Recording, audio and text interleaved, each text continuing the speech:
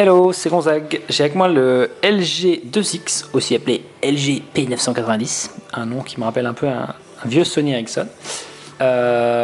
C'est un téléphone sous Android. Qu'est-ce qu'il a de particulier? C'est un des premiers à être commercialisé, si ce n'est le premier, avec un dual core, donc un processeur double cœur. Double cœur, ça veut pas dire que ça va 2 fois plus vite, ça veut dire que ça travaille un petit peu différemment, et encore mieux si les applications sont optimisées pour. Sur la tranche, il y a toutes les technologies qu'il embarque, enfin technologies ou ce qu'il est capable de décoder. Alors il a le processeur Nvidia Tegra 2 qui est très très puissant parce que ça lit du Full HD, et quand il vous dit ça, il ne ment pas, du DivX. Il marche en Wi-Fi B, G et N, et il fait du DLNA, ce qui vous permet de lire par exemple ou d'envoyer. En fait, il peut lire ou recevoir, émettre ou recevoir du contenu multimédia, par exemple sur une télé, sur un ordinateur, etc., etc. Puis il fait Bluetooth, bien sûr. Voilà, donc on a une boîte assez basique qui reprend une caractéristique de l'arrière, c'est ça. Une barre comme ça. À l'intérieur, j'ai pas trop regardé ce qu'il y avait, en fait. J'ai encore galéré pour l'ouvrir. Voilà, vous avez une place qui arrive. Le téléphone arrive ici, un peu sous une espèce de petite vitrine en plastoc qui s'ouvre. C'est propre. Et puis, chargeur USB, avec un petit sticker qui ne sert pas à grand chose. De facture correcte. Ça doit être la batterie. Kit main libre avec des sortes de... comment ça s'appelle là, ça se rentre quand même un peu dans les oreilles, c'est pas juste des écouteurs tout simples. Et le câble USB. Puis voilà. Bon, la boîte on s'en fout un peu, le téléphone c'est quand même le plus intéressant. Alors, il est intéressant parce que c'est aussi un des premiers téléphones vraiment qu'on pourrait considérer haut de gamme que sort la marque. Il a une très très bonne finition, ça fait quand même assez costaud. Là on a un tour en métal. Et l'écran est super. L'écran est très très lumineux. J'ai enlevé ma carte SIM parce que j'en avais besoin pour autre chose, mais ça fonctionne bien. Donc voilà, sous l'appareil, on a, alors si j'arrive à faire la mise au point, voilà, sortie audio, 2 petits haut-parleurs, quand même mieux pour pouvoir regarder des films, le port USB, de quoi ouvrir le cache de la batterie, l'appareil photo 8 mégapixels derrière, le flash, et en haut, sortie midi HDMI, et prise casque ainsi que le bouton de volume sur le côté, le bouton on-off pardon, et le bouton de volume sur le côté. Sur le côté gauche, on n'a rien. Ça diffère un peu du Nexus parce que sur le Nexus on débloque là et on change le volume à gauche. Je me fais avoir à chaque fois. Maintenant j'appuie là, mais au tout début j'appuie sur la droite. Donc très fluide. On va voir les petites animations pour la météo. Regardez. Ah non, il n'y en a pas là, mais quand il y a de la pluie, bien sûr évidemment quand je veux faire une démo ça marche pas parce que faudrait que je change de ville. Une ville où il y a de la pluie. Si je dis Boulogne-sur-Mer, on va voir si c'est vrai, mais... Non, pas Boulogne. Je ne connais pas Boulogne-sur-Mer, donc on va prendre Calais. Calais. Est-ce qu'il pleut à Calais? Par hasard, il va faire beau pour me faire chier. Alors, Coco. Si je veux changer de ville... Un grand soleil, génial. Tout pour me contredire. Hein. Ouais, on va essayer avec du soleil alors. Normalement quand on débloque le téléphone, ça fait une petite animation. Bien sûr là, il ne la fait pas. Mais quand il y a de la pluie... Ah voilà, un soleil. Une petite anime, c'est joli. Bon, ça sert à rien, mais ça fait son petit effet. Et puis auprès du grand public, c'est quand même un petit... c'est un côté visuel assez sympa. Bref. Le téléphone, si vous regardez, je l'ai laissé assez d'origine, c'est vraiment très très proche de la boîte, sauf qu'on a mis Calais.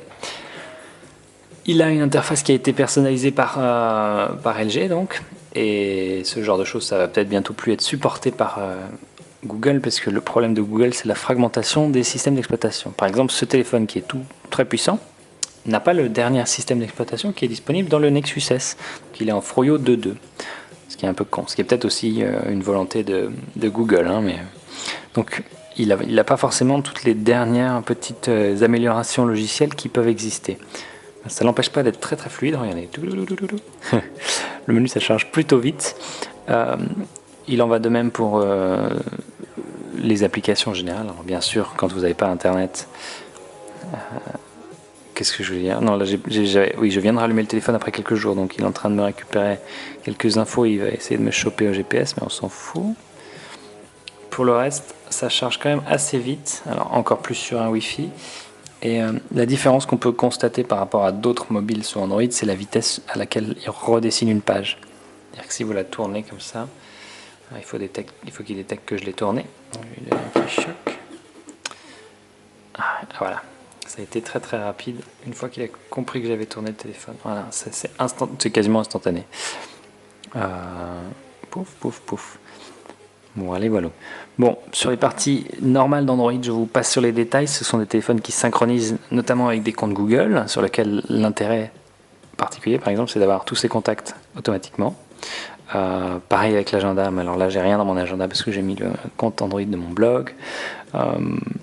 Tout un tas de choses quand même assez pratiques. Par exemple, sur la galerie, il récupère automatiquement vos photos Picasa.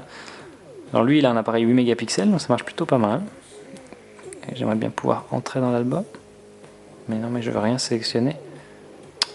Ah, ça fait chier. Quand on veut montrer des trucs, bien sûr. Voilà. Un appareil photo qui marche bien. Très bon rendu des détails hein, si vous zoomez. Là, on verra pas grand chose, mais j'essaierai de les mettre en ligne tant qu'à faire. Il faut que je rende ce téléphone bientôt.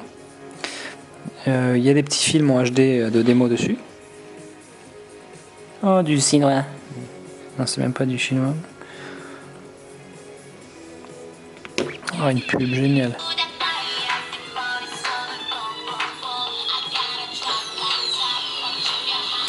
Alors l'écran, donc j'ai oublié la résolution, ça doit être 800 par quelque chose.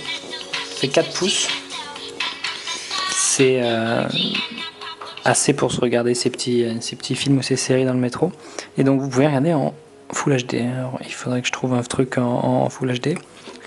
Ah oui, alors j'ai un reproche, c'est qu'entre chaque téléphone Android, la position des boutons change en bas. Très chiant. On s'habitue à un truc et puis... ça c'est mes petites installations, mais... oui, bien sûr. Lecteur vidéo, voilà. Sur tous les téléphones aussi, les applications ont des noms un peu différents. Alors Avatar, je me souviens plus en quelle qualité c'est. Info fichier.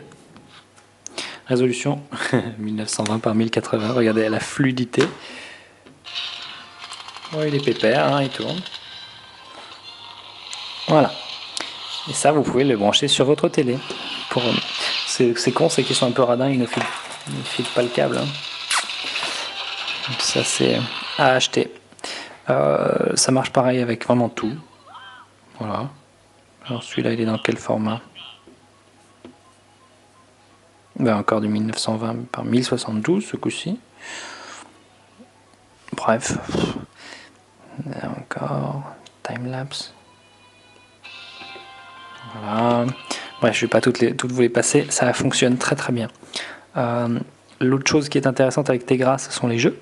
Alors on en voit un ici qui s'appelle AirAttack. J'ai pris une version gratuite. Et ça fonctionne pareil. Je ne sais pas vraiment si c'est optimisé pour Tegra, mais ça a l'air quand même propre. Alors, New Game, Start. Là, vous avez un petit avion, vous avez une mission, Tap to Start. Bon, c'est déjà plutôt rapide.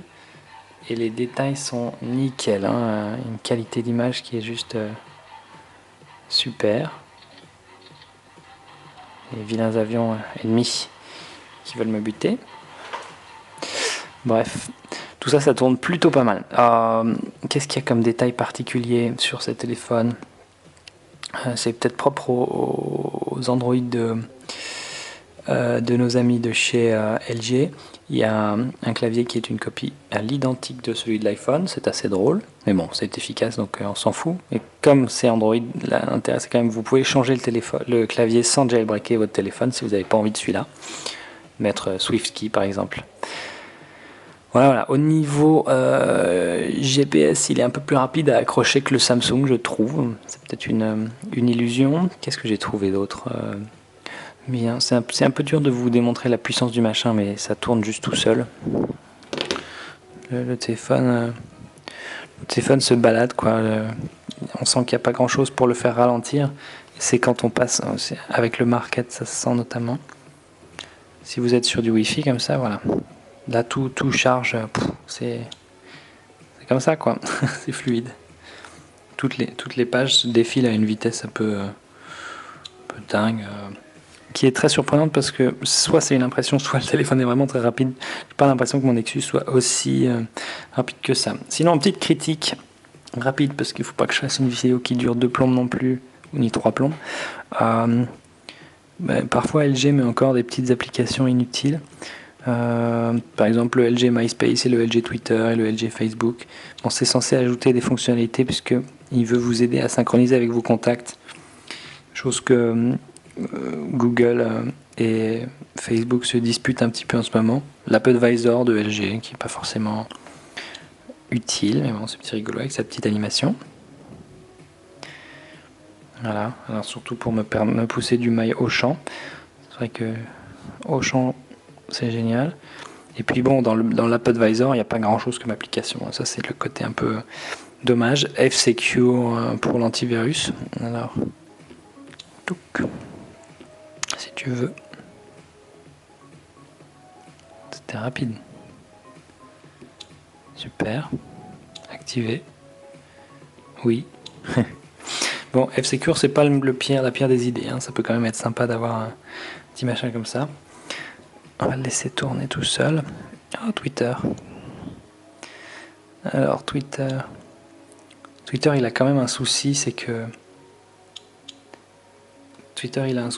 quand on répond à un tweet, on est automatiquement redirigé ensuite vers cette partie, qui est assez étrange. Enfin, voilà. Donc, comme je disais, au niveau hardware, c'est très très propre. Pas hyper sympa à prendre en main, mais c'est correct. Je pense que j'ai pas encore assez essayé de téléphone sous Android pour pouvoir vous donner mon préféré en termes de prise en main. SmartShare, ça vous permet d'envoyer du compte, d'envoyer du donc il va se lancer. Non, je parie mode corps.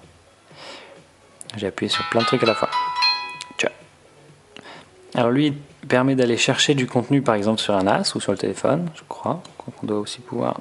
Ah non, c'est plutôt un appareil de source. Et ensuite, on choisit où on veut le diffuser. Alors quand ma télé est allumée ici en réseau, il m'affiche ma télé. Ça marche plutôt bien, mais il faut avoir le matériel compatible derrière. Qu'est-ce que j'oublie? Ah, il y a une radio FM, oui, c'est vrai que ça c'est un petit point à préciser. Que je n'ai pas essayé. Et puis après, on a la plupart des fonctions traditionnelles de Google, qui sont maintenant le mode voiture, qui permet d'avoir un affichage qui est particulier à la conduite, pour avoir des plus gros boutons. C'est plus visible comme ça quand vous êtes au volant de votre Rolls-Royce pour mettre en marche le GPS, parce que vous n'utilisez pas le GPS de la voiture, vous êtes un peu snob. Qu'est-ce que j'oublie d'autre? Rien de très important. Si on a 8 Go de mémoire interne, et vous pouvez mettre une micro SD. Voilà. Par ça, je viens de vérifier la résolution de l'écran, c'est 800 par 480 pixels. Et un écran qui est quand même très très très sympa. Ça n'atteint pas le niveau de lisibilité en plein soleil de l'écran du BlackBerry, ça reste jusqu'ici une de mes références en termes de lisibilité, mais par contre on sent qu'il y a beaucoup plus de netteté, une résolution plus importante, c'est simple. Et truc pas con, chez LG ils ont rajouté le contrôle du lecteur de musique là et intégré ces petits paramètres ici dans la barre de défilement. Ça, j'ai trouvé ça plutôt intelligent. Alors bien sûr, je pense qu'il est possible de le rajouter vous-même si vous en avez envie, mais le fait que ça soit de base, c'est pas mal pour l'utilisateur lambda. Ou lambda, pas lambda. Bref, voilà. Si j'ai oublié des choses, vous pourrez me les demander en commentaire. Bye bye.